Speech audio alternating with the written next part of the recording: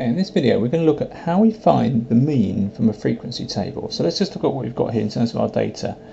We're looking at the number of goals scored in various football matches over the weekend, and you've got to imagine we've done a little tally chart and then counted up how many tallies we've got. So this is saying in 2 matches no goals were scored, in 9 matches there was 1 goal scored, in no matches there was exactly 2 goals scored, in 5 matches there were 3 goals scored, and in 4 matches 4 goals were scored. And what we're going to look at is how we work out the mean from this data.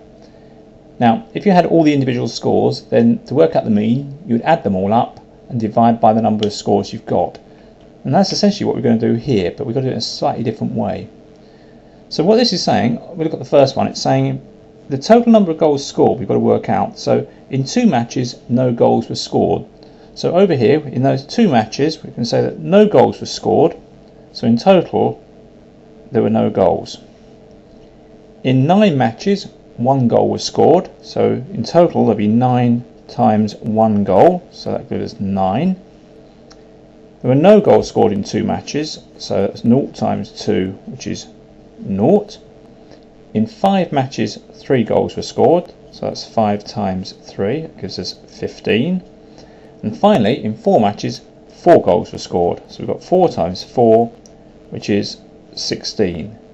Now, to get the total number of goals scored in all our matches, we're going to add up this column here, because this is the total goals scored.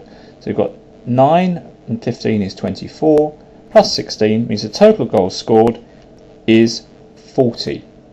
Now we need to be careful here. The actual total number of games we're looking at is given by the frequency column. That's a count of the number of games.